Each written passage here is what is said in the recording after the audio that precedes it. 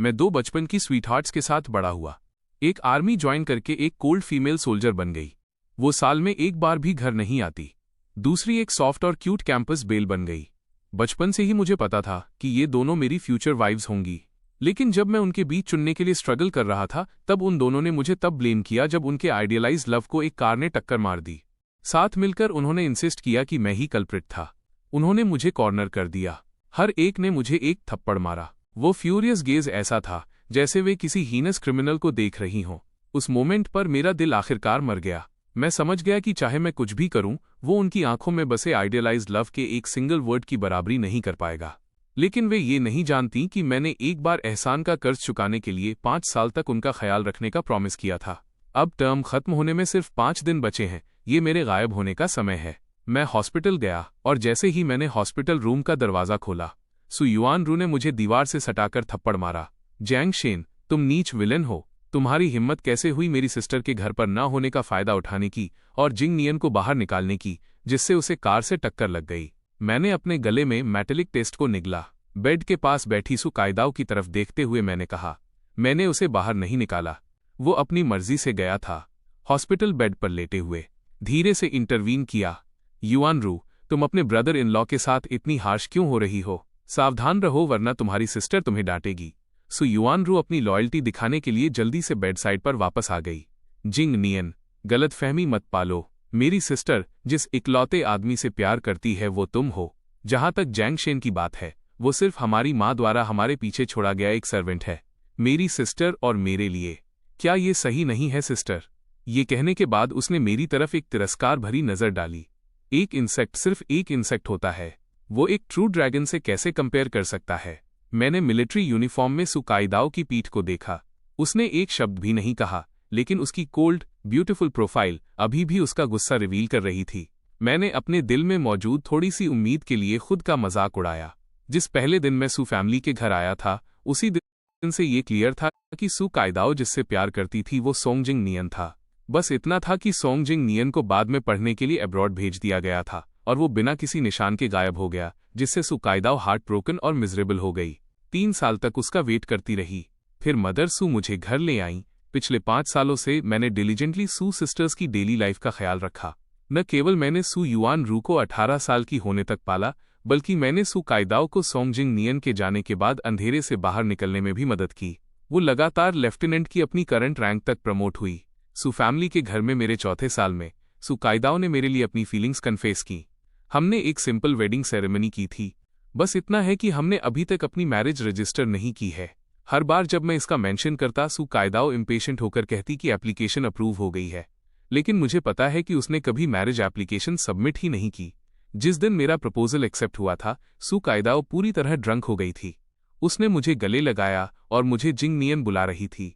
मुझे माफ कर दो, उसने कहा। यहां तक कि सु युआन भी अगले कमरे में पूरी रात फूट फूट कर रोई थी। मैंने तुम्हें पहले भी बताया है, जब तक तुम ढंग से बिहेव करोगे, तुम हमेशा लेफ्टिनेंट की फैमिली रहोगे। सु कायदाओ की आवाज ने अचानक मेरी यादों को इंटरप्ट किया।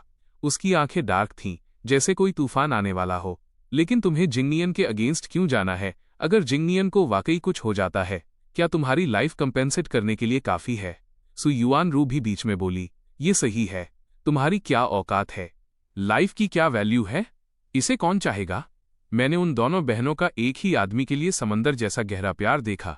मुझे कुछ भी महसूस नहीं हुआ। सालों पहले सु कायदाओ का अपनी मां को दफनाने का एहसान चुकाने के लिए मैंने एक 5 साल का कॉन्ट्रैक्ट साइन किया था। उन्हें जिसकी भी जरूरत थी, मैंने उन्हें सेटिस्फाई करने के लिए अपना बेस्ट दिया। अब कॉन्ट्रैक्ट में सिर्फ 5 दिन बचे हैं। सोंगजिंग नियन भी वापस आ गया है। मुझे समझदार होना चाहिए और अपनी मर्जी से छोड़कर जाने की उनकी आखिरी रिक्वेस्ट पूरी करनी चाहिए। मेरा साइलेंट रिएक्शन देखकर सु कायदाओ को एक अजीब सी बेचैनी महसूस हुई। घर जाओ और मास्टर बेडरूम खाली कर दो। डिस्चार्ज होने के बाद जिंग नियन पूरी तरह रिकवर होने तक हमारे घर पर रहेगा। सु युआन रू और भी ज्यादा बॉसी हो गई। तुम्हारी ऑब्जेक्शन करने की हिम्मत नहीं होगी, है ना? ये मत सोचो कि सिर्फ इसलिए कि तुम्हारी वेडिंग सेरेमनी हुई है, तुम सु हाउसहोल्ड के मास्टर बन गए हो। ये मत भूलो कि वो मेरी सिस्टर का घर है। सु कायदाओ को मिलिट्री बैरक्स में डॉर्म्स असाइन किए गए हैं। जहां तक पुराने सु फैमिली हाउस की बात है, इसमें केवल 2 बेडरूम और एक वुडशेड है। अगर वे सोंगजिंग नियन को मास्टर बेडरूम में रहने देते हैं, तो मैं केवल वुडशेड में ही मूव कर सकता हूं। मैंने अपनी आंखें झुका लीं। मेरा दिल पूरी तरह शांत था। ऐसा लग रहा था कि मैं कहाँ रहता हूँ, इससे मुझे कोई फर्क नहीं पड़ता। मेरी कोई ओपिनियन नहीं है। आखिर ये सिर्फ 5 दिनों के लिए है। क्या 5 दिन? सुकाइदाओ ने मेरी पीठ की ओर देखा। किसी वजह से उसका दिल खाली महसूस हुआ। उसने जोर से वॉर्न किया, जिंग नियन को बुली करने के लिए कोई भी ट्रिक आजमाने की हिम्मत मत करना, वरना मैं मैरिज एप्लीकेशन विड्रॉ कर लूंगी। मेरी पीठ एक पल के लिए रुकी। वह तिरस्कार से हंसी। मैं उसके प्यार में पागल हूं। अब जब मेरी मैरिज रजिस्टर करने की विश पूरी होने वाली है तो मैं भला कैसे छोड़कर जा सकता हूं। दूसरे दिन सुबह होने से पहले सु युआनरू पहले से ही मास्टर बेडरूम का दरवाजा पीट रही थी। जैंग शेन, जल्दी करो और खाना बनाओ। जिंग नियन कमजोर है, जल्दी से एक पॉट चिकन पकाओ। जैसे जैसे वो और भी इम्पेशेंट हो रही थी, मैं वुडशेड से बाहर निकला। सु युआनरू एक पल के लिए दंग रह गई, केवल एक कंबल के साथ अंधेरा वुडशेड देखकर। वो अपने होंठ सिकोड़ने से खुद को रोक नहीं सकी। तुम बेड अंदर क्यों नहीं ले गए? क्या तुम पिटिफुल एक्ट करने की कोशिश कर रहे हो ताकि मेरी सिस्टर को तुम्हारे लिए बुरा लगे? मैं तुम्हें वॉर्न कर रही हूं, कोई ट्रिक मत खेलो। चाहे तुम कैसा भी एक्ट करो, तुम जिंग नियन की एक उंगली की भी बराबरी नहीं कर सकते। मैंने उसे एक फ्लैट लुक दिया। तुम सही कह रही हो। सोंग जिंग नियन को ही अपना ब्रदर इन लॉ बनने दो फिर। सु युआनरू स्पीचलेस थी। उसकी आंखें फटी रह गईं। क्या तुम ये शो ऑफ कर रहे हो कि मेरी सिस्टर ने तुमसे शादी की है? वो वापस जाएगी और मेरी सिस्टर को तुम्हारी शेखी बघारने वाली विलन जैसी किस्मत के बारे में बताएगी, इसलिए वो तुम्हें डिवोर्स दे देगी। इससे ज्यादा मुझे कुछ नहीं चाहिए। मैंने वो सेंटेंस बोला और बिना पीछे मुड़े किचन में चला गया। कॉन्ट्रैक्ट में 4 दिन बचे थे। चाहे मुझे कितना भी गुस्सा आए, मुझे फिर भी इसे एंड्योर करना था। दोपहर के करीब सुकाइदाओ सोंग जिंग नियन को ड्राइव करके घर ले आई। सोंग जिंग नियन को मूव करने में दिक्कत हो रही थी। एक सिस्टर ने सावधानी से उसे कार से बाहर निकलने में मदद की, जबकि दूसरी उसका लगेज ले जाने में व्यस्त थी। मेरे पास से गुजरते हुए सुकाइदाओ ने पूछा, क्या लंच रेडी है? इससे पहले कि मैं अपना मुंह खोलता, सु युआनरू ने जल्दी से कहा, ये रेडी है। ये सब जिंग नियन की फेवरेट डिशेस हैं। यहाँ न्यूट्रिशियस चिकन सूप भी है। सुकाइदाओ के चेहरे पर एक सैटिस्फाइड एक्सप्रेशन दिखा। सोंग जिंग नियन भी खुशी से भरा हुआ था और उसका हाथ पकड़े हुए था। वे एक स्वीट कपल की तरह लग रहे थे। डिनर टेबल पर दोनों बहनों ने डिलीजेंटली सोंग जिंग नियन को खाना सर्व किया। जिंग नियन, ये प्रॉन बहुत फ्रेश है, वो तुम्हारे लिए इसे छील देगा। जिंग नियन, ठीक नहीं है, थोड़ा और मीट खाओ। मैंने चुपचाप अपना खाना खाया। अचानक मेरी कटोरी में गाजर का एक टुकड़ा रखा गया। सोंग जिंग नियन ने मेरी तरफ आभार के साथ देखा। मैं रे जैंग शेन हूं। मेरे लिए खाना बनाने के लिए थैंक यू। आपको कुछ समय के लिए मेरा ख्याल रखने की तकलीफ उठानी होगी। मैंने भौहें सिकोड़ी। तुम्हारा क्या मतलब है? सुकाइदाओ ने हल्के से अपना गला साफ किया। जिंग नियन को मूव करने में दिक्कत है। तुम्हें इस दौरान उसका ख्याल रखना होगा। बस खाना बनाने और उसके बैंडेज और दवा बदलने में मदद करना। यह कोई बड़ी बात नहीं है। मैंने सुकाइदाओ की तरफ देखा। क्या मैं एक सर्वेंट हूं? सु युआनरू ने टेबल पटकी। तुम्हारे कहने का क्या मतलब है? तुम एक पेशेंट का थोड़ा सा ख्याल नहीं रखना चाहते? अगर मेरी माँ तुम्हें तब घर नहीं लाई होती तो तुम्हें यह भी नहीं पता होता कि अब तक तुम कहाँ बेच दिए गए होते। युआनरू, सुकाइदाओ ने ठंडे स्वर में पुकारा। सु युआनरू ने अनमने ढंग से अपना मुंह बंद कर लिया। फिर सुकाइदाओ मेरी तरफ देखने के लिए मुड़ी। मैं तुमसे इस बारे में डिस्कस नहीं कर रही हूं, मैं तुम्हें इन्फॉर्म कर रही हूं, समझ गए? वो मिलिट्री में ऑर्डर देने की आदी थी। मेरी पूछताछ का सामना करते हुए सुकाइदाओ को शुरुआत में बस झुंझलाहट महसूस हुई। ये देखते हुए कि दोनों सु सिस्टर्स उसकी तरफ थीं, सोंग जिंग नियन मन ही मन खुश हुए बिना नहीं रह सका। ठीक है, ठीक है, कॉमरेड जैंग शेन के लिए चीजें मुश्किल मत बनाओ, मैं अपना ख्याल खुद रख सकता हूं। सुकाइदाओ ने जल्दी से उसे रिएश्योर किया। ये ठीक है, इसे लोगों का ख्याल रखने का एक्सपीरियंस है, तुम्हें शर्माने की जरूरत नहीं है। जैंग शेन, जाओ जिंग नियन के लिए एक बाउल सूप ले आओ। मैं मुस्कुराया। मैं मुड़ा और किचन में चला गया। मैंने एक बाउल सूप निकाला। चिकन सूप अभी भी स्टोव पर उबल रहा था। जब मैं इसे सोंग जिंग नियन के पास लाया तो इसमें से अभी भी भाप निकल रही थी। सोंग जिंग नियन ने इसे लेने के लिए हाथ बढ़ाया। अगले ही पल एक कराह के बाद टूटे हुए पोर्सिलेन की आवाज आई। गोल्डन सूप सोंग जिंग नियन के हाथ पर छलक गया। दर्द इतना तेज था कि उसकी आंखों के कोने तुरंत लाल हो गए। कॉमरेड जैंग शेन, मैंने क्या गलत किया जो आपने मुझ पर सूप उछाल दिया? सुकाइदाओ और सु युआनरू ने तुरंत सोंग जिंग नियन को घेर लिया। दया भाव से उसके हाथ पर लाल निशान को देखने लगीं। सुकाइदाओ, मैं अब तुम्हारे घर नहीं रुक रहा हूं। इस बार ये गरम सूप है। अगली बार क्या मुझे पेस्टिसाइड कीटनाशक पीने के लिए मजबूर किया जाएगा? मुझे डर लग रहा है। सॉन्ग जिंग नियन ने दुख से भौहें सिकोड़ी। सच को पूरी तरह से पलट देने की इस बात ने दोनों बहनों में गुस्से की लहर जगा दी। मैंने इस भयानक नाटक को देखा। मुझे ये सिर्फ हास्यास्पद लगा। मेरा एक्सप्लेन करने का कोई इरादा नहीं था। आखिरकार चाहे मैं कुछ भी कहता, सू सिस्टर्स उस पर यकीन नहीं करती। जिस इंसान को वे अपने दिल में संजोती और सम्मान देती थीं, वो शुरू से अंत तक सिर्फ सॉन्ग जिंग नियन था। सू युआन रू ने मेरा हाथ कसकर पकड़ लिया। उसकी 5 उंगलियां ऐसी महसूस हुईं जैसे वे मेरी हड्डियों में गड़ रही हों। जैंग शेन, तुम हमेशा जिंग नियन को नापसंद करते रहे हो। तुम उसे नुकसान पहुंचाने के लिए हर तरह की ट्रिक्स यूज करते हो। वो तुम्हें पुलिस स्टेशन ले जाएगी। तुम काले दिल वाले इंसान हो। सुकाइदाओ ने मेरी तरफ ठंडी नजरों से देखा। मैंने नहीं सोचा था कि जेलसी की वजह से तुम ऐसी गंदी चीजें करोगे। मैंने सच में तुम्हें गलत समझा। अब घुटनों के बल बैठो और जिंग नियन से तुरंत माफी मांगो, वरना मैं भी तुम्हें प्रोटेक्ट नहीं कर पाऊंगी। ये कहने के बाद सुकाइदाओ ने मुझे जमीन पर खींच लिया, वो चीज जो मैंने की ही नहीं थी। मैं क्यों माफी मांगूं? मैंने अपने पैरों के दर्द को सहा और जिद के साथ अपना सिर उठाकर उसकी आंखों में देखा। सू युआन रू बस पागल हो गई। उसने सीधे मेरे घुटने पर लात मारी। जाओ, जिद्दी बनो। अगर जिंग नियन को कुछ भी हुआ तो मैं पक्का नहीं छोड़ूंगी। मेरे घुटने सीधे टूटे हुए पोर्सिलेन पर जा गिरे। तेज शार्प टुकड़ों ने तुरंत कपड़े को फाड़कर मेरे नी कैप्स, घुटने की हड्डियों में छेद कर दिया। दर्द इतना इंटेंस था कि मेरा चेहरा तुरंत पीला पड़ गया। सुकाइदाओ ने बिना किसी हमदर्दी के मेरे कांपते हुए शरीर को देखा। अभी भी माफी मांगने को तैयार नहीं हो, या तुम गेट के बाहर घुटने टेकना चाहते हो ताकि पूरा मोहल्ला तुम्हारा ये दुष्ट दिल देख सके? मेरे शरीर का दर्द अपनी लिमिट पार कर चुका था। मेरी आंखों के सामने बार बार अंधेरा छा रहा था। मुझे पता था कि अगर आज मैंने अपना सिर नहीं झुकाया तो वे मुझे बिल्कुल नहीं जाने देंगी। मैं पिछले 5 सालों से झुकता और गिड़गिड़ाता आ रहा हूं। अब मैं अपनी मर्जी के खिलाफ और समझौता नहीं करना चाहता। मेरी आंखें लाल हो गईं। मैं कभी माफी नहीं मांगूंगा।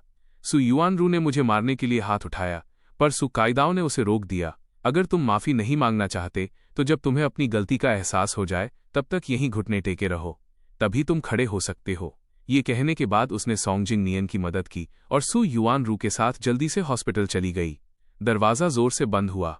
मेरा स्ट्रगल करता हुआ शरीर आखिरकार जमीन पर गिर गया। पोर्सिलेन के एक टुकड़े ने मेरी कलाई काट दी। मेरी आंखों के सामने फैले उस सुर्ख लाल मंजर के बीच धीरे धीरे मैं बेहोश हो गया। कीटाणुनाशक डिसइंफेक्टेंट की तीखी महक मेरी नाक में भर गई। मैंने अपनी आंखें खोली तो सब कुछ सफेद था। क्या मैं मर गया हूं? मेरे घाव पर पट्टी बांध रही नर्स ने कहा, कॉमरेड, क्या आप ठीक हैं? आपका बहुत खून बह गया है। अगर आप 1 घंटे बाद पहुंचते तो आपकी मौत हो जाती। मेरा दिमाग बिल्कुल ब्लैंक था। क्या मैं पूछ सकता हूं कि मेरी सिस्टर के अलावा मुझे यहां कौन लाया? तुम्हें क्या लगता है और कौन हो सकता है? सू युआन रू की अजीब सी आवाज दरवाजे से आई। मैंने उधर देखा और सुकाइदाओ को एक उदास चेहरे के साथ दरवाजे पर खड़े पाया। उसका ऑलरा इतना इंटेंस था कि सू युआन रू भी पास आने की हिम्मत नहीं कर पाई और भागने से पहले पुलिस को रिपोर्ट करने का बहाना बनाने लगी। जैसे ही वो कदम दर कदम करीब आई, मेरा चेहरा सतर्कता, विजिलेंस से भर गया। तुम और क्या करना चाहती हो? सुकाइदाओ ने मेरी ठुड्डी पकड़ी। उसकी आवाज ठंडी थी जब उसने सवाल किया। जैंग शेन, क्योंकि तुम अपनी गलती नहीं मानना चाहते थे, इसलिए तुमने सुसाइड अटेम्प्ट करने का सहारा लिया। मैंने उसके हाथ से अपना सिर झुकाते हुए भौहें सिकोड़ी। मुझे नहीं पता तुम किस बारे में बात कर रही हो। सुकाइदाओ ने मेरा पट्टी वाला हाथ पकड़ा। लिविंग रूम व्यावहारिक रूप से तुम्हारे खून से भर गया था। जिंग नियन इतना डर गया था कि उसके पैर कमजोर हो गए। इसके अलावा वो अपने शब्द निगल गई। वो मुझे नहीं बताना चाहती थी कि जब उसने मुझे वहां बेजान पड़ा देखा तो वो कितनी घबरा गई थी और कितनी बेबस हो गई थी। मैंने तभी रिएक्ट किया। मैंने बस चुपचाप अपना हाथ पीछे खींच लिया। कल तुम्हारे डिस्चार्ज के बाद तुम मेरे साथ मिलिट्री डिस्ट्रिक्ट डॉम्स में रहने आओगे, ताकि तुम्हें जिंग नियन को देखने और भी गंदे थॉट्स आने से रोका जा सके। मैंने सख्ती से मना कर दिया। कोई जरूरत नहीं है। मैं तुम्हें परेशान करने नहीं जाऊंगा। जहां तक सॉन्ग जिंग नियन की बात है, उसे कहो कि 3 दिन और बर्दाश्त करे और मुझे उकसाना न करे। सुकाइदाओ चौंक गई। तुम्हें कैसे पता चला कि हमारी मैरिज एप्लीकेशन 3 दिनों में अप्रूव हो जाएगी? लेकिन अंत में मैं फिर भी नहीं रुक पाया। सुकाइदाओ मुझे फैमिली क्वार्टर में वापस ले गई। ये घर सुकाइदाओ का प्राइवेट स्पेस था। बुककेस मेडल और मेरिट सर्टिफिकेट से भरा था, साथ ही एक चमकती हुई फोटोग्राफ भी थी। यह सॉन्ग जिंग नियन और सुकाइदाओ की विदेश जाने से पहले की फोटो थी। वे दोनों एक दूसरे के बहुत करीब खड़े थे। सु कायदाओ की हमेशा ठंडी रहने वाली आंखों में वसंत की हवा जैसी गर्म मुस्कान थी। जो कोई भी इसे देखता वो उन्हें एक टैलेंटेड आदमी और सुंदर महिला के रूप में प्रेस तारीफ करता। अगर सोंगजिंग नियन विदेश नहीं गया होता तो शायद अब तक उनका एक बच्चा भी होता। जैंगशेन, तुम क्या देख रहे हो? सु कायदाओ करीब आई। जब उसने फोटो देखी तो उसने हल्की सी भौहें सिकोड़ी।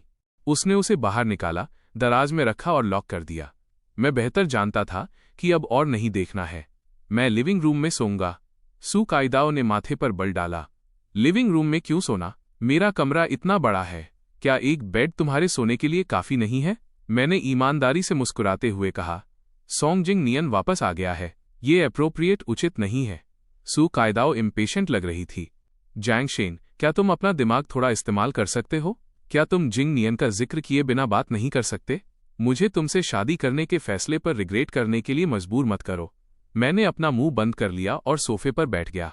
जब से सोंगजिंग नियन लौटा था मैं और भी ज्यादा थका हुआ और कमजोर हैगार्डेड हो गया था। मेरा शरीर कागज की एक शीट की तरह पतला था। उसके अंदर बेचैनी का एक अकारण एहसास पैदा हुआ। सु कायदाओ ने उस दिन को याद किया जब वो मुझे हॉस्पिटल ले गई थी। मेरे घुटने पोर्सिलेन के टुकड़ों से भरे थे। मेरी जांघ पर जलने का एक बड़ा छाला था और मेरी कलाई का घाव लगातार ब्लीडिंग कर रहा था। उसके दिल में सुई जैसा दर्द चुभा। जब मैं पहली बार सु फैमिली के घर आया था तब मैं सिर्फ 16 साल का लड़का था। 5 सालों तक मैंने बिना किसी शिकायत के डिलीजेंटली काम किया। क्या वो मेरे प्रति बहुत नेग्लिजेंट लापरवाह रही थी जिससे मैं सोंगजिंग नियन से इतना जेलस हो गया था? उसने आह भरी और मेरे पास बैठ गई। जैंगशेन, युआन रू और मैं जिंग नियन के साथ इतना अच्छा व्यवहार इसलिए करते हैं क्योंकि कुछ महीने पहले उसने हम दोनों को आग से बचाने के लिए अपनी जान जोखिम में डाल दी थी। इंसान को ग्रेटफुल, कृतज्ञ होना चाहिए। मेरी फैमिली होने के नाते तुम्हें जिंग नियन के साथ और भी बेहतर व्यवहार करना चाहिए। मेरी पुतलियां बुरी तरह सिकुड़ गईं। उस दिन की आग का मंजर मेरी आंखों के सामने फिर से आ गया। सु कायदाओ छुट्टी पर थी और सोंगजिंग नियन की वेलकम पार्टी के लिए सु युआन रू को एक रेस्टोरेंट में ले गई थी। नतीजतन किचन में आग लग गई जिससे वे तीनों एक प्राइवेट रूम में फंस गए। जब मैं पहुंचा तो आग की लपटें आसमान छू रही थीं। फायर फाइटर्स सिर्फ जिंग नियन को बचाने में कामयाब रहे। सु कायदाओ और सु युआन रू अभी भी आग में फंसी हुई थीं। उनकी जान को गंभीर खतरा था। मैं बेहिसाब डरा हुआ था। अपने दांत पीसते हुए मैंने उस कड़ाके की ठंड में अपने सिर पर ठंडे पानी की एक पूरी बाल्टी डाली और आग में कूद गया। मैंने जबरदस्ती उन 2 बेहोश महिलाओं को बाहर निकाला। जहां तक मेरी बात है, मेरी पीठ पर गंभीर रूप से जलने और बहुत अधिक धुआं अंदर लेने के कारण मैं कोमा में चला गया। होश आने से पहले मैं 3 दिन और 3 रात हॉस्पिटल में रहा। लेकिन जब मैं जल्दी से घर पहुंचा तो सु कायदाओ और सु युआन रू पूरी तरह से भूल चुकी थीं कि मैंने उन्हें बचाया था। वे अपनी जान बचाने के लिए सिर्फ सोंगजिंग नियन की ग्रेटफुल थीं। मैंने एक्सप्लेन करने की कोशिश की लेकिन दोनों बहनों को लगा कि मैं क्रेडिट लेने की कोशिश कर रहा हूं और उन्होंने मुझे बेशर्म होने के लिए डांटा। बाद में मुझे नहीं पता कि जिंग नियन ने क्या ट्रिक्स अपनाई, लेकिन उसने उन्हें बचाने के अपने एक्सपीरियंस के बारे में इंटरव्यू देने के लिए कुछ रिपोर्टर्स को ढूंढ लिया। तब से सु कायदाओ और सु युआन रू को और भी पक्का यकीन हो गया कि मैं एक स्कीमिंग चालबाज आदमी हूं जो किसी भी हद तक जा सकता है। उसी पल से मैं पूरी तरह समझ गया था कि चाहे मैं उनके लिए कितना भी समर्पित रहूं, उसे उनके दिलों में याद नहीं रखा जाएगा। उनके मन में मेरे लिए कोई फीलिंग्स नहीं थीं। चूंकि मामला ऐसा ही था तो सिर्फ ह्यूमिलिएट, अपमानित होने के लिए मैं उनके करीब क्यों आऊं? आखिरकार मैंने उन्हें सिर्फ कॉन्ट्रैक्ट की वजह से बचाया था। मैं सुलभ मुस्कान के साथ शांति से कहा, ठीक है। मेरी आज्ञाकारी सरप्राइज ने सु कायदाओ को थोड़ा पिघला दिया। वो नरम पड़ गई। उसने मेरा हाथ थामा और कहा, जैंगशेन, 2 दिनों में जब मैरिज सर्टिफिकेट आ जाएगा तो चलो कुछ वेडिंग फोटोज खिंचवाते हैं। क्या तुम्हें पहले सूट्स पसंद नहीं थे? मैं तुम्हें तब कुछ कपड़े चुनने ले जाऊंगी। मैंने उस दुर्लभ आत्मीय जेस्चर की तरफ देखा। मुझे केवल असहजता महसूस हुई। तुम अरेंज कर सकती हो। वैसे भी 2 दिनों में मैं फोटो स्टूडियो में बिल्कुल भी नहीं दिखूंगा। हम दोनों में से किसी ने ध्यान नहीं दिया कि फैमिली क्वार्टर के बाहर सोंगजिंग नियन की परछाई झलक रही थी। उसकी डगमगाती आंखों में भयंकर द्वेष पनप रहा था। वो एसिड खरीदने के लिए पुलिस स्टेशन में रजिस्ट्रेशन कराने गया था जब रंगहीन लिक्विड की वो छोटी बोतल उसके हाथ में आई।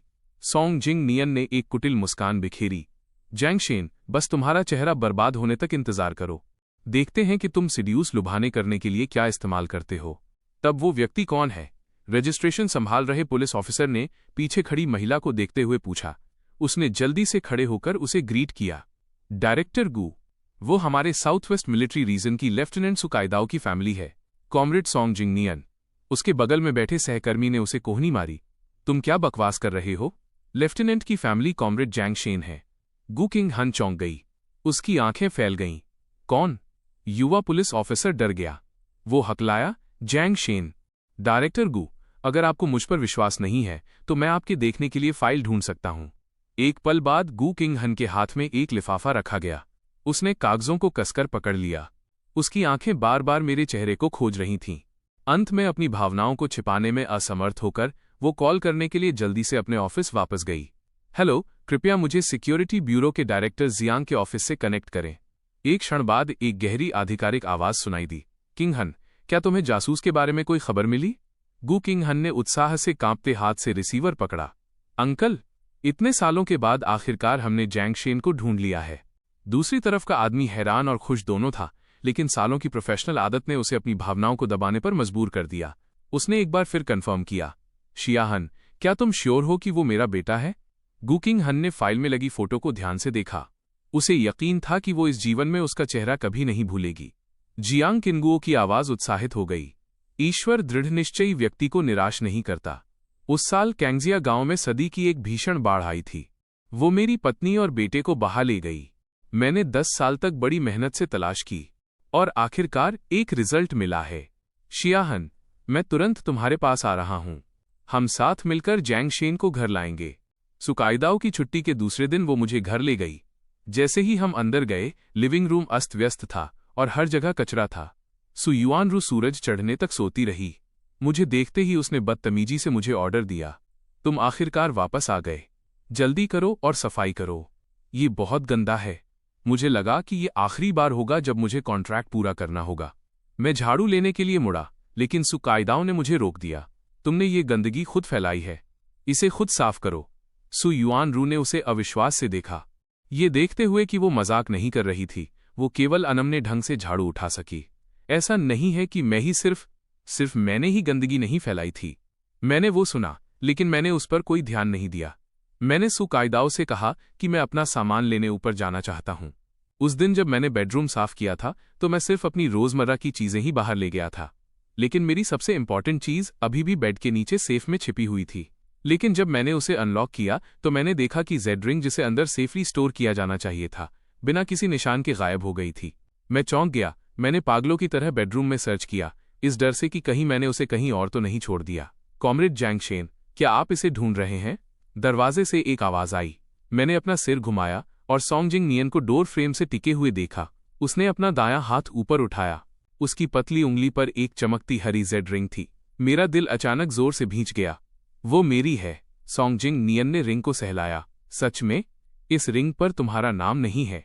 तुम कैसे प्रूव कर सकते हो कि ये तुम्हारी है? ये मुझे मिली, इसलिए ये मेरी है। मेरी आवाज चिंता से थोड़ी कांपने लगी। सॉन्गजिंग नियन, तुम्हें जो चाहिए तुम ले सकते हो, लेकिन तुम्हें ये मुझे वापस देनी होगी। सॉन्गजिंग नियन की आंखों में एक चमक आई। वो धीरे धीरे अंदर आया। मैं चाहता हूं कि तुम सुकाइदाओ को मुझे दे दो, ठीक है? मैंने जेड रिंग को गौर से देखा और बिना किसी हिचकिचाहट के एग्री कर लिया। मैं चाहता हूं कि तुम सू फैमिली के घर से बाहर निकल जाओ और अपनी बाकी लाइफ में कभी कायदाओं के सामने मत आना। मैं हर बात से एग्री करता हूं। क्या अब तुम मुझे रिंग वापस दे सकते हो? सॉन्गजिंग नियन ने जेड रिंग उतारी और उसे मेरे सामने बढ़ा दिया। ठीक है, मैं तो बस मजाक कर रहा था। ये लो। जैसे ही मैं हाथ बढ़ाने वाला था, एक टूटते तारे की तरह एक हरी छाया मेरी उंगलियों के पास से तेजी से गुजरी और जमीन पर गिर गई। एक पल में पूरी रिंग की सरफेस पर दरारें पड़ गईं। मेरा एक्सप्रेशन एक पल के लिए ब्लैंक हो गया। एक पल बाद एक भयंकर गुस्से ने मुझे घेर लिया। मैंने अपना हाथ उठाया और सॉन्गजिंग नियन को जोर से थप्पड़ मार दिया। सॉन्गजिंग नियन जमीन पर गिर गया। उसने मुझे हैरान और फटी आंखों से देखा। तुम कचरे के टुकड़े, तुम्हारी हिम्मत कैसे हुई मुझे मारने की? मेरा चेहरा एक्सप्रेशनलेस था। मैं नीचे झुका, उसका गला पकड़ा और उसे फिर से थप्पड़ मारा। मैंने बहुत ताकत यूज की थी। सॉन्गजिंग नियन ने तुरंत मुंह भर खून थूका और डर के मारे चिल्ला उठा। सुकाइदाओ ये देखते हुए अंदर झपटी कि मैं तीसरा थप्पड़ मारने ही वाला था। उसने मेरे पेट पर जोर से लात मारी, जिससे मैं दीवार से जा टकराया। जिंग नियन, क्या तुम ठीक हो? सॉन्गजिंग नियन के गाल सूज गए थे। वो तब बोला जब उसके मुंह के कोने से खून टपक रहा था। कायदाओ, मैं तो बस कॉमरेड जैंग शेन के साथ मजाक कर रहा था। वो खुद रिंग नहीं पकड़ सका और गुस्सा हो गया। उसने अपना गुस्सा मुझ पर निकाला। अगर मेरा चेहरा बर्बाद हो गया तो मैं कैसे जी पाऊंगा? सु युआनरू का सीना गुस्से से ऊपर नीचे हो रहा था। वो पहले दौड़कर आई और उसने मुझे 2 बार जोर से लात मारी। फिर उसने वो टूटी हुई रिंग उठाई। सिर्फ कूड़े के इस टूटे हुए टुकड़े के कारण तुमने भाई जिंग नियन को मारा। तुम नीच इंसान। मुझे पता था तुम्हारे किसी लवर ने तुम्हें ये दी होगी, है ना? सु काइदाओ का एक्सप्रेशन बदल गया। उसने रिंग ली और मेरी तरफ बढ़ी। यह तुम्हें किसने दी? मुझे अभी बताओ। उस लात की वजह से मेरा दिल तेज दर्द से धड़क रहा था। अब उसे मुझसे सवाल करते देख मुझे सिर्फ घृणा और मतली महसूस हुई। मैंने अपने मुंह का खून निगला और एक बेपरवाह मुस्कान के लिए खुद को मजबूर किया। तुम उसका नाम जानने के लायक नहीं हो, तुम नीच। तुम्हारी मेरी बहन को धोखा देने की हिम्मत कैसे हुई? मैं तुम्हें मार डालूंगी। जैसे ही सु युआनरू आगे झपटने वाली थी, सु काइदाओ ने उसे एक तरफ धकेल दिया। मेरे शब्द उसके दिमाग में फटने वाले किसी न्यूक्लियर बॉम्ब की तरह थे। उसके चेहरे पर एक अनकंट्रोलेबल गुस्सा और दर्द की एक हल्की सी झलक उभर आई। वो फिर से पूछेगी, ये तुम्हें किसने दी? मैंने अपनी आंखें बंद कर लीं और अपनी माँ के हाथ के उस गर्म एहसास को याद किया जो वे मुझे सहलाते हुए देती थीं। हमारे जैंग शेन को फ्यूचर में एक अच्छी लड़की से शादी करनी चाहिए और हमेशा खुशी खुशी रहना चाहिए, तभी मुझे शांति मिलेगी। मेरी आंख से एक आंसू गाल पर लुढ़क गया। इससे पहले कि मैं अपना मुंह भी खोल पाता, सु काइदाओ ने कड़ाई से कहा, मुझे परवाह नहीं है कि वो कौन है। अब से तुम सिर्फ मेरे आदमी रहोगे। अगले ही पल उसने अपना हाथ उठाया और वो जेड रिंग खिड़की के बाहर फेंक दी। मुझे ऐसा लगा जैसे वो रिंग चकनाचूर होकर धूल में मिल गई हो। मैं बड़ी मुश्किल से उठा और खिड़की की ओर लपका, चिल्लाते हुए, माँ, जब तक कि मेरी आवाज नहीं बैठ गई। सु काइदाओ और सु युआनरू सन्न रह गए। उनके चेहरे तुरंत खराब हो गए। जब मैं सु फैमिली के घर आया था तब मैं अकेला था। उन्होंने कभी परवाह नहीं की कि मेरी फैमिली कौन थी या कहाँ थी, जैसे कि उन्होंने स्वाभाविक रूप से मान लिया था कि मेरी दुनिया में केवल वे दोनों ही थे। सु काइदाओ पछतावे से भर गई। मेरी मानसिक स्थिति, मेंटल कोलैप्स को देखते हुए उसने मुझे छूने के लिए हाथ बढ़ाया, लेकिन मैंने उसे धक्का दे दिया। मुझे मत छुओ जैंग शेन, आई एम सॉरी। मैं बहुत इम्पल्सिव हो गई थी। ये पहली बार था जब सु काइदाओ को मेरी तरफ से ऐसा विरोध, रेजिस्टेंस मिला था। उसका दिल दुख से भर गया। मेरी आंखें खाली थीं। मैं बेहोशी की हालत, ट्रांस में बड़बड़ाया। एक दिन और। सु काइदाओ की आंखें चमक उठीं। उसने जल्दी से सिर हिलाया। सही है, सही है। एक दिन और। हम कानूनी रूप से शादीशुदा कपल बनने वाले हैं। मुझे होश आया। अपना सीना थामते हुए मैंने बेदम होकर कहा, सु काइदाओ, मैं तुमसे नफरत करता हूं। मैं तुमसे कभी शादी नहीं करूंगा। सु काइदाओ का चेहरा अचानक बदल गया। जैंग शेन, मैंने अपनी एप्लीकेशन पहले ही सबमिट कर दी है। तुम चाहे कितने भी गुस्से में हो, तुम ऐसा कह सकते हो। मैंने अपना पेट पकड़ा और लंगड़ाते हुए बाहर निकला। मेरी आवाज बर्फ जैसी ठंडी थी। मैं अभी ऑर्गेनाइजेशन डिपार्टमेंट जा रहा हूं ताकि एप्लीकेशन कैंसिल कर सकूं। ये पहली बार था जब सु युआनरू ने मुझे इतना टूटा हुआ और दुखी देखा था। एक पल के लिए उसकी मुझे रोकने की हिम्मत नहीं हुई। रुको। सु काइदाओ ने लाल आंखों के साथ मुझे पीछे खींचा। जैंग शेन, क्या तुम सच में शादी कैंसिल करना चाहते हो? मैंने अपना सिर घुमाया तक नहीं। हाँ। सु काइदाओ की उंगलियां और भी कस गईं, जैसे कि वो अपने दिल की घबराहट, पैनिक को रोकने के लिए मुझे पकड़े रखने की कोशिश कर रही हो। क्यों? भले ही मैंने अभी अनजाने में तुम्हारी माँ की रिंग फेंक दी हो। मैंने पहले ही माफी मांग ली है। मैं मजाक उड़ाते हुए हंसा। सु काइदाओ, तुमने एक बार कहा था कि अगर सॉरी कहने से काम चल जाता तो पुलिस की क्या जरूरत होती। सु काइदाओ का दिमाग ब्लैंक हो गया। उसे आखिरी बार याद आया जब जिंग नियन ने कहा था कि मैंने उसका ब्रूच चुराया है। सु काइदाओ ने अपनी निष्पक्षता, इम्पार्शियलिटी दिखाई। उसने मुझे बाहर जाने और दूसरों के कपड़े धोने के लिए मजबूर किया। दिसंबर की कड़ाके की ठंड में ब्रूच बदलने के लिए पैसे कमाए। मेरे हाथ सुबह से रात तक बर्फीले पानी में भीगे रहते थे। उन पर फ्रॉस्ट बाइट, ठंड से होने वाली सूजन, गाजर से भी बड़ी हो गई थी। मैं इसे बर्दाश्त नहीं कर सका और भीख मांगते हुए कहा कि मैं अपनी गलती मानने और माफी मांगने के लिए तैयार हूं। लेकिन उसने बस मुझे ठंडी नजर से देखा। अगर सॉरी कहने से काम चल जाता तो पुलिस की क्या जरूरत होती। अब ये तीर बिना चूके वापस लौट आया था और उसके दिल पर लगा था। तभी सु काइदाओ को एहसास हुआ कि शब्द भी दिल को छेद सकते हैं, जिससे लगातार खून बह सकता है। मैं तुम्हें बिल्कुल नहीं जाने दूंगी। मुझे खोने के डर ने सु काइदाओ को घेर लिया। उसने तुरंत फैसला लिया और मुझे बेडरूम में लॉक कर दिया। मैंने कुछ बार जोर से दरवाजे का कुंडा, नॉब घुमाने की कोशिश की और फिर पूरी ताकत से दरवाजा पीटा। सु काइदाओ, दरवाजा खोलो और मुझे बाहर जाने दो। जैंग शेन, थोड़ा आराम कर लो। कल जब मैरिज सर्टिफिकेट आ जाएगा तब तुम फ्री हो जाओगे। उसके बोलने के बाद दरवाजे पर उसके कदमों की आवाज धीरे धीरे कम हो गई। मैं दरवाजे के सहारे झुक गया और धीरे धीरे नीचे बैठ गया। अगली सुबह भोर डॉन में सु कायदाओ ड्यूटी पर चली गई, सु युआन रू स्कूल चली गई और जिंग नियन को मुझ पर नजर रखने के लिए घर छोड़ दिया। सोंगजिंग नियन ने दोनों बहनों को जाते देखा। उसने सावधानी से कैबिनेट से एसिड की एक बोतल निकाली। वो कुटिलता से मुस्कुराया। जैंगशेन, तुम्हारे अच्छे दिन अब खत्म हो गए हैं। ताला घूमने की आवाज से मेरी नींद खुल गई। कल सु कायदाओ और सु युआन रू ने बिना रुके मुझे लाते मारी थीं। थोड़ी देर सोने और जागने के बाद मुझे ऐसा महसूस हुआ जैसे मेरे इंटरनल ऑर्गन्स, अंदरूनी अंग हिल गए हों, और ये बहुत दर्दनाक था। इसके अलावा मैंने पूरी रात कुछ नहीं खाया था।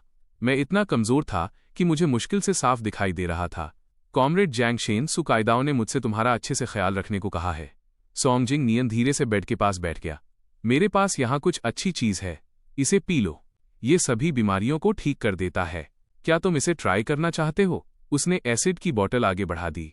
उसके शब्द लालच, टेम्पटेशन से भरे थे। इसे पी लो और तुम्हारे घाव भर जाएंगे। तुम सु कायदाओ से बच सकोगे। मैंने अपनी धुंधली आंखें खोली और इसे लेने के लिए हाथ बढ़ाया। South west military region. सु कायदाओ नए रिक्रूट्स, रंगरूटों को ट्रेनिंग दे रही थी। अचानक उसके दिल में घबराहट, पैनिक का एहसास हुआ, जिससे उसका बैलेंस लगभग बिगड़ गया। लेफ्टिनेंट, क्या बात है? एक गार्ड तुरंत उसे सहारा देने के लिए आगे आया। सु कायदाओ ने अपना सिर हिलाया। उसने बोलना जारी रखने की कोशिश की, लेकिन दिल की धड़कन, पैल्पिटेशंस की लहरों ने उसके लिए और काम करना नामुमकिन कर दिया। उसने आनन फानन में ट्रेनिंग की ड्यूटी बटालियन कमांडर को सौंपी और खुद गाड़ी चलाकर घर चली गई।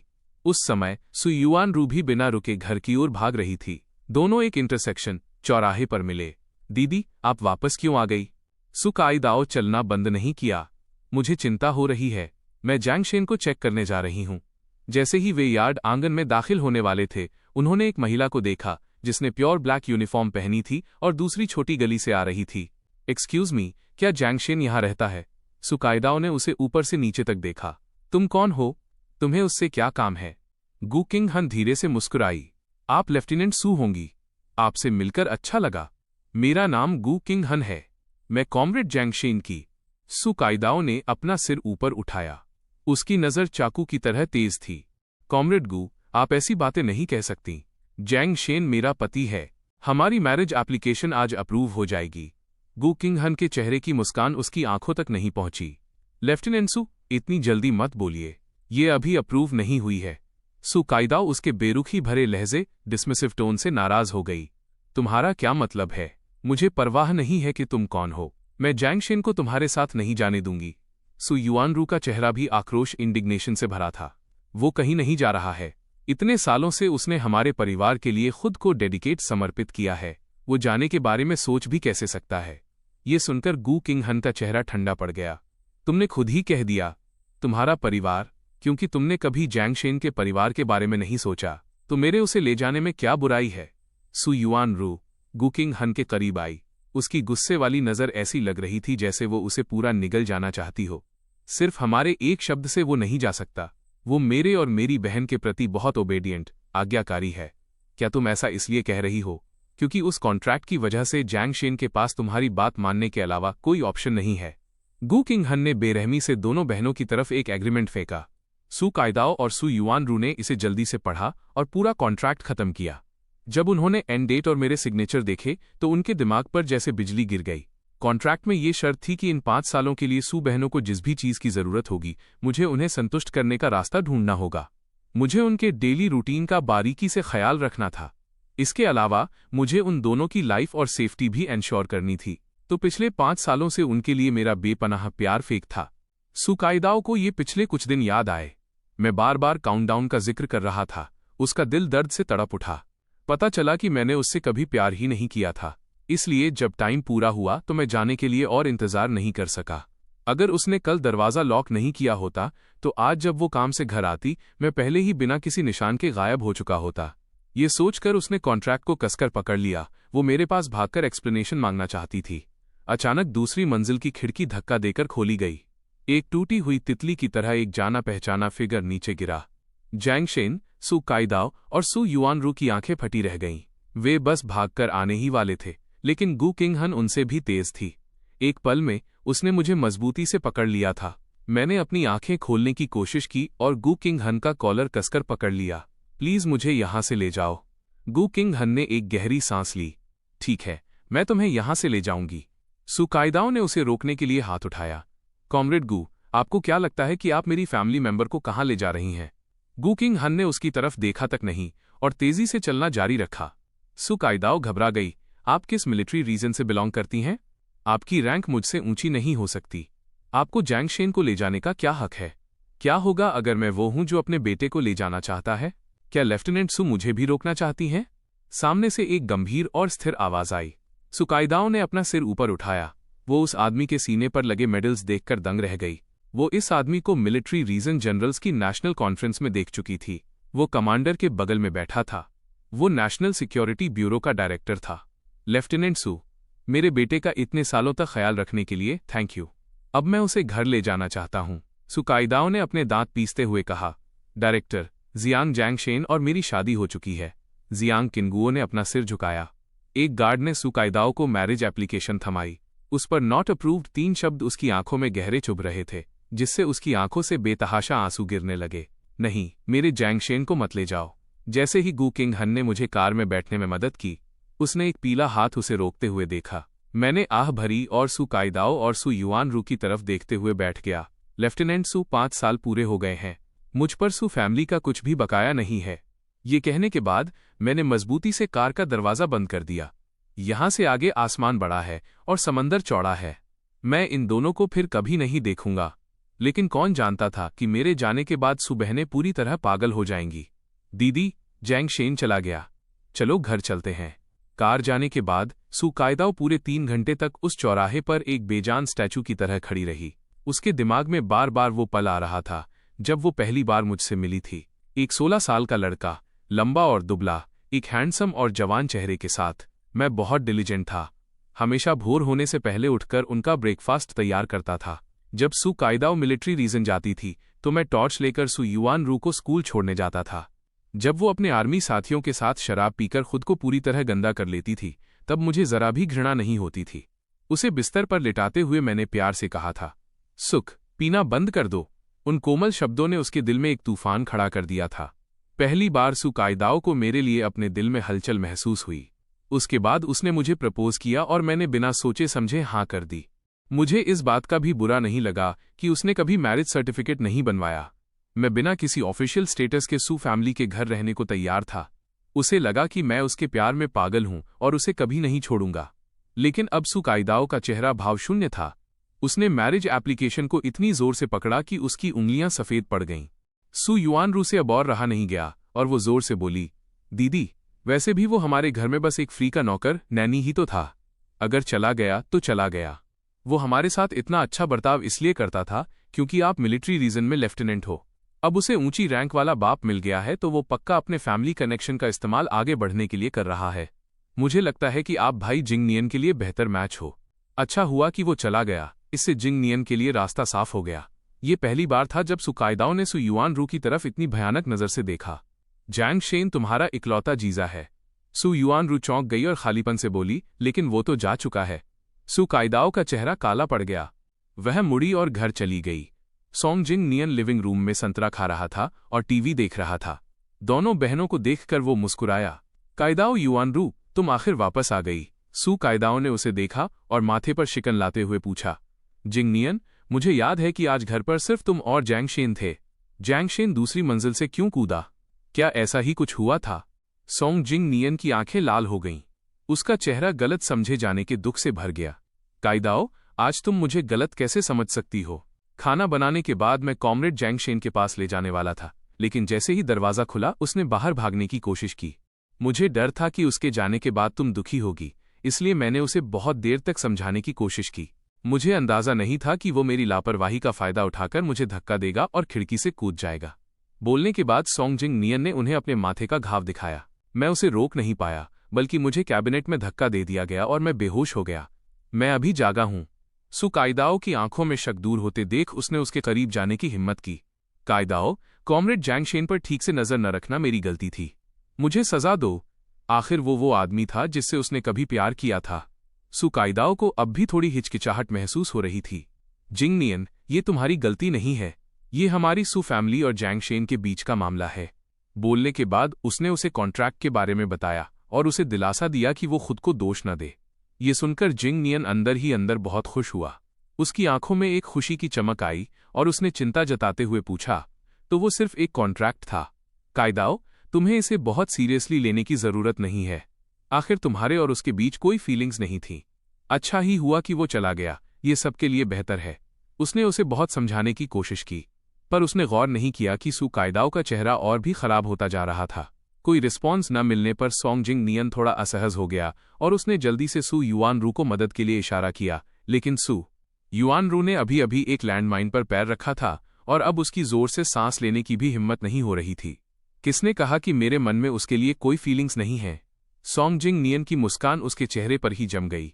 सुकाइदाओ ने अपना सिर झुकाया और उस मैरिज एप्लीकेशन को देखा जहां उसने एक एक अक्षर करके लिखा था, आपसी प्रेम, विशेष अनुमति का अनुरोध है। उसे सिर्फ असहनीय दर्द महसूस हो रहा था। सोंग जिंग नियन की खबर के बिना बीते उन 3 सालों में भी इतना दर्द नहीं हुआ था। उसने अपनी मुट्ठियां भींच लीं। मैं उसे ढूंढ लूंगी। सुकाइदाओ इस जन्म में सिर्फ जैंग शेन से ही शादी करेगी। सोंग जिंग नियन का चेहरा तुरंत पीला पड़ गया। अगली सुबह सू युआनरू आधे होश में जागी। उसने दरवाजा खोला और चिल्लाई, जैंग शेन, ब्रेकफास्ट कहाँ है? मुझे देर हो रही है। तुमने मुझे जगाया क्यों नहीं? बोलने के बाद ही उसे कल की बातें याद आईं। वो मास्टर बेडरूम की तरफ देखे बिना नहीं रह सकी। सू कायदाओ पहले से ही अपनी मिलिट्री यूनिफॉर्म में थी। वह उदास चेहरे के साथ दरवाजे पर खड़ी थी। कायदाओ, युआनरू, ब्रेकफास्ट के लिए नीचे आ जाओ। फर्स्ट फ्लोर से एक कोमल आवाज आई। दोनों बहनों की आंखें चमक उठीं। वे जल्दी से नीचे भागी, लेकिन उन्होंने डाइनिंग टेबल के पास मुस्कुराते हुए सोंग जिंग नियन को खड़ा देखा। उनके चेहरों पर निराशा की एक भारी लहर दौड़ गई। सोंग जिंग नियन ने ये देखा और गुस्से के मारे लगभग अपने दांत पीस लिए। कायदाओ, युआनरू, मैंने अंडे बनाए हैं, जल्दी आओ और ब्रेकफास्ट कर लो। सुकाइदाओ और सू युआनरू ने टेबल पर रखे कांजी दलिया के कटोरे को देखा और साथ ही उस समय के बारे में सोचा जब मैं अभी यहीं था। टेबल स्टीम बन्स और फ्राइड केक से भरी रहती थी। सोंग जिंग नियन ने ध्यान से उन दोनों को सर्व किया। कायदाओ, ये पहली बार है जब मैंने खाना बनाया है। चक्कर देखो। सुकाइदाओ ने देखा कि कांजी में साफ तौर पर हरे प्याज स्कैलियंस थे और उसने माथे पर शिकन लाते हुए कहा, मैं हरा प्याज नहीं खाती, तुम भूल गए? सोंग जिंग नियन दंग रह गया। वो हकलाते हुए बोला, आई एम सॉरी, मैं तुम्हारे लिए नया कटोरा बना देता हूँ, रहने दो, मैं कैंटीन में खा लूंगी। मैं जा रही हूँ। सू कायदाओ की भूख मर चुकी थी। वो सीधे घर से बाहर निकल गई। सू युआनरू को डर था कि जिंग नियन को बुरा लगेगा। उसने जल्दी से एक बड़ा घूंट भरा, लेकिन अगले ही पल उसे उबकाई आई और उसने सब बाहर थूक दिया। सोंग जिंग नियन 3 मीटर दूर कूद गया, इस डर से कि कहीं छींटें उस पर न पड़ जाएं। युआनरू, क्या हुआ? सू युआनरू ने अपना गला पकड़ लिया। उसके चेहरे पर दर्द था। अंडे के छिलके का एक बड़ा टुकड़ा मेरे गले में फंस गया है। आखिरकार दरवाजे से बाहर निकलते हुए सू युआनरू को खुद एहसास नहीं हुआ कि उसने अपने दिल से राहत की सांस ली है। वो मेरे बारे में सोचे बिना नहीं रह सकी। कितना अच्छा होता अगर वो अभी भी यहीं होता। पछतावे की एक जोरदार लहर उसके दिल से टकराई, जिससे वो पीली पड़ गई। Military district canteen. Good morning lieutenant Su, आप कैंटीन में क्यों खा रही हैं? क्या जीजाजी आज आपके लिए ब्रेकफास्ट बनाने में आलस कर गए? पिछली बार जीजाजी ने जो बन्स भेजे थे वे बहुत टेस्टी थे। लेफ्टिनेंट, क्या इस साल जीजाजी हमारे साथ न्यू ईयर ईव का डिनर बनाएंगे? तुम कितनी लालची हो। पिछली बार जीजाजी खाना लेकर आए थे क्योंकि उन्हें पता था कि लेफ्टिनेंट सू बीमार हैं, लेकिन तुम लड़कियों ने सब खा लिया और फिर भी चाहती हो कि जीजाजी तुम्हारे लिए खाना बनाने आए। लेफ्टिनेंट और उनके जीजाजी हम जैसे सिंगल लोगों को कितना जलाते हैं। सुकाइदाओ ने अपना शकरकंद स्वीट पोटैटो कूटा। उसके दिल में मेरे लिए तड़प किसी समुद्री लहर की तरह उमड़ पड़ी। वो बढ़ती ही जा रही थी और भी ज्यादा मजबूत। कल रात उसने मेरे सामान की तलाशी लेने का इरादा किया था। सुकाइदाओ देखना चाहती थी कि क्या मैंने उसके लिए एक शब्द भी छोड़ा है, लेकिन उसे पता चला कि किसी मोड़ पर मैंने पहले ही अपना सारा सामान साफ कर दिया था, बिना कोई निशान छोड़े, एकदम क्लीन, जैसे मैं वहां कभी रहा ही न हूं। ये सोचकर वो एक पल के लिए भी चैन से नहीं बैठ सकी। वो मिलिट्री डिस्ट्रिक्ट कमांडर के ऑफिस में झपट पड़ी। कमांडर, जिंगबाई मिलिट्री डिस्ट्रिक्ट में ट्रांसफर की रिक्वेस्ट है, भले ही इसके लिए मेरा डिमोशन रैंक कम होना क्यों न हो जाए। कमांडर अपनी डेस्क के पीछे बैठा था। उसने उसे हैरानी से देखा। कॉमरेड सू, ऐसा क्यों? तुम्हारी माँ और बहन दोनों यही हैं और फिर भी तुम जिंगबाई जाना चाहती हो? सुकाइदाओ ने एक कड़वी मुस्कान दी। कमांडर, मेरे और मेरे पति के बीच एक छोटी सी गलतफहमी हो गई है। वो जिंगबाई भाग गया है। कमांडर और भी ज्यादा उलझन में पड़ गया। क्या तुम्हारी मैरिज एप्लीकेशन रिजेक्ट कर दी गई थी? उसने कहा। ऊपरी अधिकारियों ने इसे अप्रूव नहीं किया। उन्होंने पक्का उस आदमी को तुम्हारे लिए अनसूटेबल, अनुपयुक्त माना होगा। हमारी यूनिट में बहुत सारे अच्छे आदमी हैं। अगर तुम शादी करना चाहती हो तो तुम उन पर विचार कर सकती हो। सुकाइदाओ ने दृढ़ता से अपना सिर हिलाया।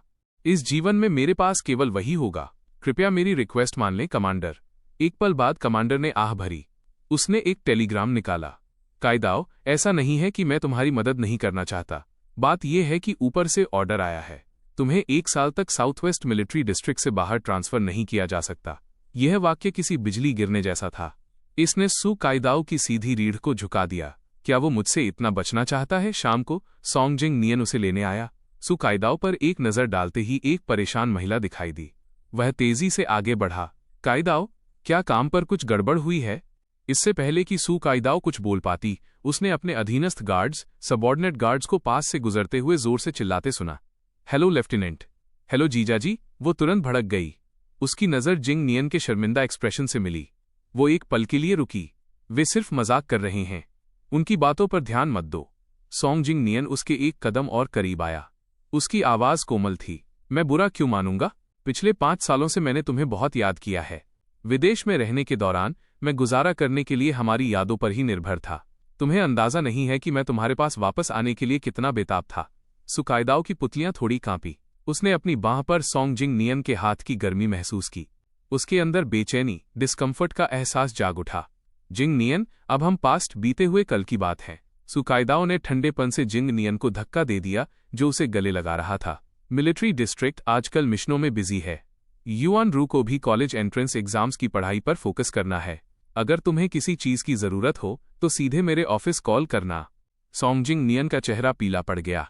इस सेंटेंस का मतलब उसे ये बताना था कि जब तक कोई काम न हो उसके सामने न आए। वो इसे कैसे बर्दाश्त कर सकता था? सुक्स, तुम्हारा क्या मतलब है? क्या तुम उन वादों को भूल गई जो हमने एक दूसरे से किए थे? क्या तुम भूल गई कि मैंने तुम्हें और युआन रू को बचाया था? मैंने तुम्हें उस आग से कैसे निकाला था? जैंग शेन मेरी बराबरी कैसे कर सकता है? उसने कभी एक किताब तक नहीं पढ़ी। वो सिर्फ एक मामूली गवार कंट्री बम्पकिन है। क्या तुम उसे मेरे ऊपर चुन रही हो? सुकाइदाओ ने अपने सामने पागल हो रहे सोंगजिंग नियन को देखा। अचानक वो एक बिल्कुल अजनबी की तरह लगने लगा। अगर तुमने हमें बचाया ना होता तो मैं इतना लाड़ प्यार दिया होता। उसने मेरे बारे में सोचा। उसकी आंखों में एक गहरा लगाव दिखाई दिया। भले ही जैंग शेन किसी भी तरह से तुम्हारी बराबरी ना कर सके, फिर भी मैं उससे प्यार करती हूं। सोंगजिंग नियन घर वापस आ गया, सुस्त और हताश। मेलबॉक्स में अमेरिका से आया एक लेटर पड़ा था। जैसे ही उसने इसे खोला, वो डर गया। उसने अपने हाथ में मौजूद फोटो को जमीन पर फेंक दिया। मेरे बेटे को चोट मत पहुंचाओ। फोटो में एक 3 साल का बच्चा था। उसका शरीर घावों से ढका था। उसका चेहरा नीला काला पड़ा हुआ था। उसकी आंखें डरी हुई थीं जैसे मील दूर अपने पिता से मदद की भीख मांग रही हों। सोंगजिंग नियन ने दर्द में फोटो को अपने सीने से लगा लिया। उसने अपने दांत पीसते हुए कहा, तू इंतजार कर, डैडी तुझे घर ले आएंगे। सुकाइदाओ ने कई दिनों तक जिंग नियन को नहीं देखा। उसने सोचा कि उसे मैसेज मिल गया होगा, इसलिए उसने इस पर कोई ध्यान नहीं दिया। उसने अगले हफ्ते मुझे ढूंढने के लिए छुट्टी लेने का प्लान पहले ही बना लिया था। जिंगबाई सिटी का ट्रेन टिकट खरीदने के बाद उसने गिफ्ट्स तैयार करना शुरू कर दिया। 5 साल पहले वो बहुत बिजी थी। उसने मुझे कुछ भी देने के बारे में कभी नहीं सोचा था। अब वो उन सबकी भरपाई करना चाहती थी। गिफ्ट्स देखकर मेरे खुश चेहरे को इमेजिन करते हुए वो मुस्कुराए बिना नहीं रह सकी। लेकिन जैसे ही उसने स्टोर से बाहर कदम रखा, उसने साफ सुना कि उसके आसपास के लोग उसके बारे में फुसफुसा रहे हैं। क्या ये वही अखबार वाली इंसान नहीं है? ये वही सोल्जर है जिसने अपने वफादार बॉयफ्रेंड को छोड़ दिया और एक हाई रैंकिंग ऑफिशियल के बेटे के प्यार में पड़ गई। वो बाहर से कितनी शरीफ दिखती है, उसका दिल इतना बदसूरत कैसे हो सकता है? सुकाइदाओ स्पष्टीकरण मांगने के लिए ऊपर जाने ही वाली थी, लेकिन उसे सु युआन रू ने रोक दिया, जो भागते हुए वहां आई थी। दीदी, ये बुरा हुआ। जल्दी देखो, अखबार देखो। सुकाइदाओ ने इसे ले लिया। उसने फ्रंट पेज पर एक बड़ी हेडलाइन देखी। उस पर साफ लिखा था, आग में जान बचाने वाले वफादार बॉयफ्रेंड को छोड़ा गया। रईस परिवार के बेटे ने प्रेमी को चुराने का मौका झपटा। आर्टिकल में सोंगजिंग नियन और सुकाइदाओ के नाम बदल दिए गए थे, लेकिन जैंग शेन ये 2 शब्द बिना किसी बदलाव के पब्लिश किए गए थे। इस छोटे से इलाके में कोई भी तुरंत अंदाजा लगा सकता था कि ये किस परिवार के बारे में है।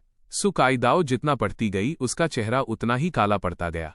ये सरासर बकवास है। ये किसने लिखा है? उनसे कहो कि मुझसे आकर मिले। सु युआन रू चिंता के मारे पसीने पसीने हो रही थी। दीदी अब बहुत देर हो चुकी है। कमांडर ने घर पर फोन किया था। उन्होंने आपसे तुरंत मिलने को कहा है। कमांडर ने पटखनी के साथ टेबल पर अखबार पटका। उन्होंने गुस्से में डांटा, सू, आखिर ये सब क्या है? तुमने हमारे मिलिट्री पर्सनल की पूरी तरह से बेइज्जती कर दी है। इस डांट ने सू कायदाओं को अंदर तक झकझोर दिया। मिलिट्री में इतने सालों में उसने जो इमेज बनाई थी वो एक अखबार की वजह से पल भर में बर्बाद हो गई। कमांडर, मैं इसकी पूरी जांच करूंगी। कमांडर का चेहरा सख्त था। तुम्हारी जांच से क्या फायदा होगा? अभी अर्जेंट टास्क पब्लिक के इंप्रेशन को बदलना है।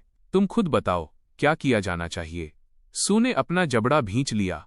मैं चीजों को स्पष्ट करने के लिए खुद एक न्यूज़पेपर आर्टिकल पब्लिश करूंगी। सच में? जब तक आर्टिकल पब्लिश करने के लिए अप्रूव होगा तब तक बहुत देर हो जाएगी। ठीक उसी समय जब टेंशन अपने पीक पर थी, एक साफ आवाज आई, कमांडर कायदाओ, मेरे पास एक सोल्यूशन है। सू ने सॉन्ग जिंग नियन की ओर देखने के लिए अपना सिर घुमाया। उसका एक्सप्रेशन तुरंत सख्त हो गया। ये एक रेस्ट्रिक्टेड मिलिट्री एरिया है। तुम अंदर कैसे आए? सू युआन रू जिंग नियन के पीछे पीछे आई। दीदी, मैं भाई जिंग नियन को अंदर लाई हूं। सॉन्ग जिंग नियन पूरी तरह चिंता से भरा हुआ दिख रहा था। युआन रू ने मुझे बताया कि क्या हुआ। मैं तुम्हारे लिए बहुत परेशान था। सू कायदाओ ने अपने होंठ भींच लिए।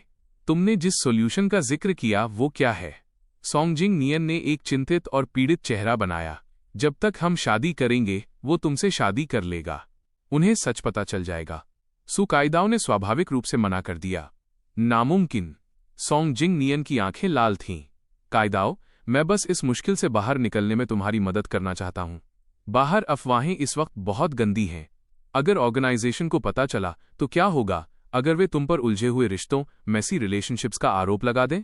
सू कायदाओ की आंखों में झिझक दिखाई दी। सॉन्ग जिंग नियन ने मौके का फायदा उठाया। जहां तक जैंग शेन की बात है, जिंगबाई में अब उसे कौन जानता होगा या उसके चेहरे पर बुरा बोलेगा। जरूरी मामला तुम्हारी इमेज का ख्याल रखना है। जिंगबाई, जैंग फैमिली का घर। मैं हाथ में अखबार लिए अपने पिता के स्टडी रूम में गया, लेकिन मैंने देखा कि गू किंग हन भी वहां थी। जैंग शेन, क्या हुआ? मैंने गू किंग हन की तरफ एक नजर डाली और कहा, कुछ नहीं पिताजी। डिपार्टमेंट हेड, प्लीज आप अपना काम जारी रखें। गू किंग हन ने मुझे वापस बुलाया। जैंग शेन, क्या ये न्यूज़पेपर आर्टिकल के बारे में है? मैंने अपनी आंखें झुकाईं और सिर हिलाया। मैंने सोचा था कि सू फैमिली को छोड़ने के बाद सू कायदाओ और सॉन्ग जिंग नियन मुझे अकेला छोड़ देंगे। मैंने कभी उम्मीद नहीं की थी कि वे मुझे बदनाम करने के लिए इतने नीच तरीके अपनाएंगे। मेरे पिता समझ गए और बोले, किंग हन को पहले से ही इस बारे में पता है। उसने पहले ही इसका ख्याल रख लिया है। वो अभी मुझे इसी की रिपोर्ट दे रही थी। क्या तुम सुनना चाहते हो? मैं दंग रह गया। ख्याल रख लिया? गू किंग हन धीरे से मुस्कुराई। उसने मेरे बैठने के लिए कुर्सी खींची। चिंता मत करो, मैंने उस रिपोर्टर को ढूंढ लिया है जिसने आर्टिकल लिखा था। उसने कबूल कर लिया है कि इसके पीछे मास्टरमाइंड कौन था, साथ ही एक पुराने मामले के बारे में भी। मैंने उसे उत्सुकता से देखा, लेकिन मैंने देखा कि उसकी खूबसूरत आंखें सहानुभूति, सिंपैथी से भरी थीं। सालों पहले तुमने दोनों सू बहनों को बचाया था। क्या तुमने नहीं बचाया था? तुम बिना किसी हिचकिचाहट के आग में कूद गए थे, लेकिन जिंग नियन ने उसका क्रेडिट चुरा लिया। मेरी आंखें अविश्वास से फटी रह गईं। ये सब सॉन्ग जिंग नियन की साजिश थी, है ना? गू किंग हन ने सिर हिलाया। उसने सहानुभूति के साथ कहा, तुमने इतने सालों तक दुख झेला है। जब मुझ पर कीचड़ उछाला गया और मेरा अपमान किया गया तब मैं नहीं रोया। जब मुझे पीटा गया और गाली दी गई तब भी मैं नहीं रोया। लेकिन न जाने क्यों गू किंग हन के कोमल शब्दों ने मेरी आंखों के कोनों को लाल कर दिया। पहली बार मैंने इतने दुख ग्रीवेंस के साथ कहा, लेकिन उन सभी ने मुझ पर विश्वास करने से इनकार कर दिया। मेरे पिता और गू किंग हन को बेहद सहानुभूति महसूस हुई। उन्होंने जल्दी से मुझे दिलासा दिया, डरो मत। अब से जैंग शेन, तुम्हारे पास पिता और किंग हन हैं। हम तुम्हें फिर कभी दुखी नहीं होने देंगे। वो सॉन्ग जिंग नियन, मैंने उसे पहले ही अरेस्ट करवा दिया है। पुलिस चीफ को अपने सुपीरियर से ऑर्डर मिला। उसने तुरंत पुलिस भेजने का अरेंजमेंट किया। 2 पुलिस कारें साउथवेस्ट मिलिट्री कॉम्प्लेक्स में घुस गईं। कमांडर के ऑफिस में सॉन्ग जिंग नियन अभी भी सू कायदाओ के जवाब का इंतजार कर रहा था। ठीक उसी समय जब सू कायदाओ हाँ में सिर हिलाने ही वाली थी, दरवाजे पर एक साफ दस्तक सुनाई दी। पुलिस अंदर झपटी। वे सॉन्ग जिंग नियन के पास चले गए। सॉन्ग जिंग नियन, आप पर प्रेस का इस्तेमाल करके बदनामी और अफवाहें फैलाने का शक है। कृपया हमारे साथ पुलिस स्टेशन चलें और इन्वेस्टिगेशन। यह वाक्य बिजली की कड़कड़ाहट की तरह था। इसने सॉन्ग जिंग नियन को झकझोर कर रख दिया, जिससे उसके पैर कमजोर हो गए। वो लगभग जमीन पर गिर ही गया था। उसके हाव भाव पूरी तरह बदल गए, लेकिन फिर भी उसने शांत दिखने का नाटक करने की कोशिश की। मैंने ये नहीं किया। मैं किसी को कैसे बदनाम कर सकता हूं? किसी और ने रिपोर्ट किया होगा। मैंने इसे नहीं लिखा। मेरा इससे क्या लेना देना है? मैं तो खुद विक्टिम हूं। सुकाइदाओ थोड़ी हैरान थी, लेकिन फिर भी उसने अनजाने में सोंग जिंग नियन का बचाव किया। कॉमरेड, क्या यहां कुछ गलतफहमी हो सकती है? सु युआनरू पूरी तरह से सदमे में थी। सही बात है। भाई जिंग नियन ऐसा काम कैसे कर सकते हैं? पुलिस ऑफिसर ने रूखेपन से कहा। लेफ्टिनेंट सु, हम जानते हैं कि आपके और सोंग जिंग नियन के बीच गहरे संबंध हैं, लेकिन कृपया अपनी पर्सनल फीलिंग्स को सरकारी काम के बीच में ना आने दें। सुकाइदाओ ने अपनी नाराजगी जताते हुए माथे पर बल डाला। कॉमरेड, ये कैसा एटीट्यूड है? क्या मुझे एक वाजिब सवाल पूछने की इजाजत नहीं है? लेफ्टिनेंट सु, अगर आपको यकीन नहीं है तो खुद गवाही सुन लीजिए। ये कहने के बाद दो पुलिस ऑफिसर एक पतले और कमजोर आदमी को अंदर लाए। सुकाइदाओ हैरानी से चिल्ला उठी। उसका नाम रिपोर्टर ट्रान हाई था, एक छोटा मोटा रिपोर्टर जिसने कभी ऐसा सीन नहीं देखा था। वो धड़ाम से अपने घुटनों के बल गिर पड़ा। लेफ्टिनेंट सु, मैं सब कुछ कबूल करता हूं। मैं आपसे भीख मांगता हूं, प्लीज मुझे गोली मत मारना। सोंग जिंग नियन ने ही मुझे सारी रिपोर्ट्स लिखने के लिए कहा था। उसने मुझे 5 युआन दिए थे। उसने मुझसे कहा था कि मैं आपको और जैंग शेन को बदनाम करने की पूरी कोशिश करूं ताकि उसे आपसे शादी करने का मौका मिल सके, और वो आग से बचाने वाली कहानी भी। उसने मुझसे वो फेक न्यूज लिखने के लिए कहा था। रिपोर्टर का हर शब्द सुकाइदाओ के दिमाग में धमाके की तरह गूंजा, जिससे उसकी आंखों के सामने अंधेरा छा गया। वो आगे झपटी और ट्रानहाई का कॉलर पकड़ लिया। उसका खूबसूरत चेहरा बिगड़ गया था। तुमने क्या कहा? ट्रानहाई डर के मारे पूरी तरह कांप रहा था। उस दिन जिसने सच में आपको और आपकी बहन को बचाया था, वो जैंग शेन था। आपके करीब आने के लिए सोंग जिंग नियन ने उसका क्रेडिट चुराने की साजिश रची थी। सोंग जिंग नियन जोर से चिल्लाया। ऐसा नहीं है काइदाओ, ये नीच आदमी मुझे फंसा रहा है। तुम इसकी बात नहीं सुन सकती। सुकाइदाओ की कनपटियों में तेज दर्द हुआ। वह सुध बुध खोकर जैसे उस दिन के मंजर को याद करने लगी। भयंकर आग में एक दुबला पतला फिगर बिना किसी हिचकिचाहट के उसकी तरफ दौड़ रहा था। उसने आखिरकार उसका चेहरा साफ देखा। वो जैंग शेन था। हिम्मत रखना, मैं तुम्हें मरने नहीं दूंगा। भारी गर्मी और घने धुएं के बीच मैंने उसे और सु युआनरू को रेस्टोरेंट से बाहर निकालने के लिए संघर्ष किया। आग ने मेरी स्किन को छील दिया था और मेरे सिर को जला दिया था।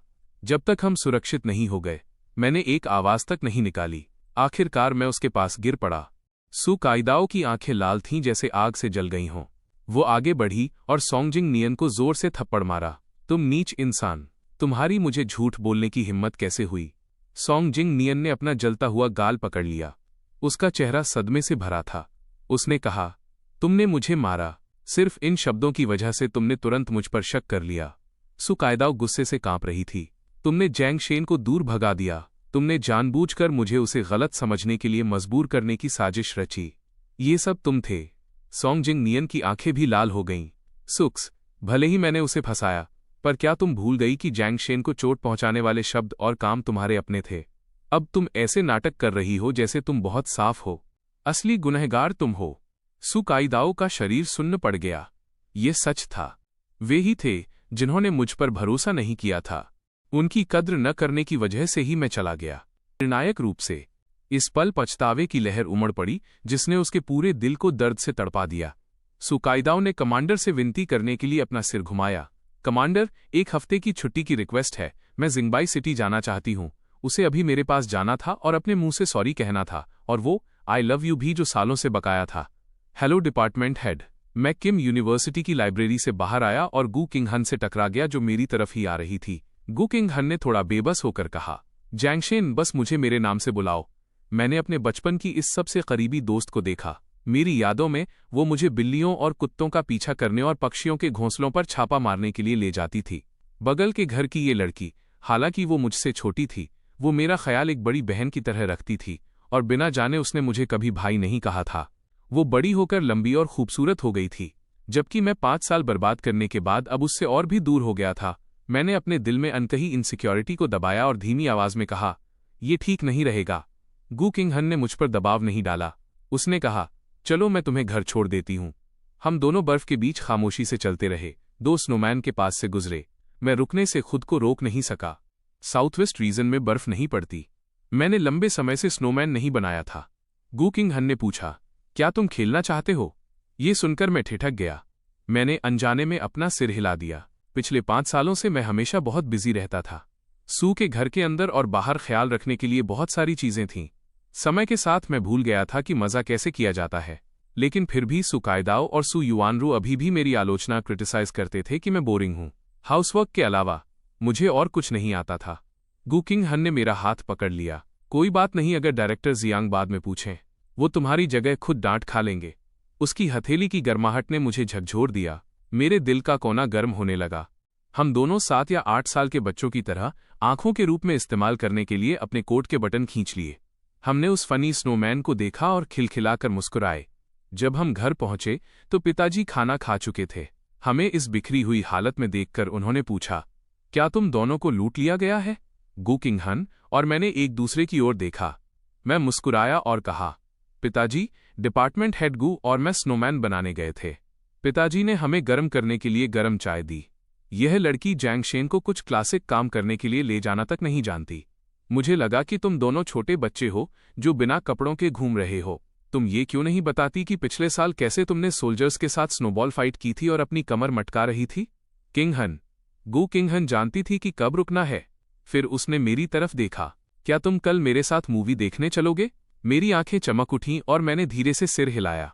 गू किंग हन जाने से पहले मेरे घर पर डिनर के लिए रुकी। उसे दरवाजे तक छोड़ते हुए मैंने कहा, गुड बाय किंग हन, कल मिलते हैं। गू किंग हन ने धीरे से अपनी भौहें ऊपर उठाईं। उसने मेरी तरफ हाथ हिलाया। Good night Zhangshen. हमारी इस छोटी सी बातचीत को मेरे पिता ने तुरंत पकड़ लिया। उन्होंने मेरे दरवाजा बंद करने का इंतजार किया, फिर जल्दी से पूछा, जैंगशेन, तुम किंग हन के बारे में क्या सोचते हो? मैं थोड़ा शर्मिंदा था। वो बहुत अच्छी है। पिताजी ने इमोशनल होकर मेरे कंधे को थपथपाया। इतने सालों तक उसने तुम्हें ढूंढना कभी नहीं छोड़ा। हर बार जब उसकी यूनिट का कोई साथी पूछता तो वो कहती कि उसकी लाइफ में पहले से ही कोई है।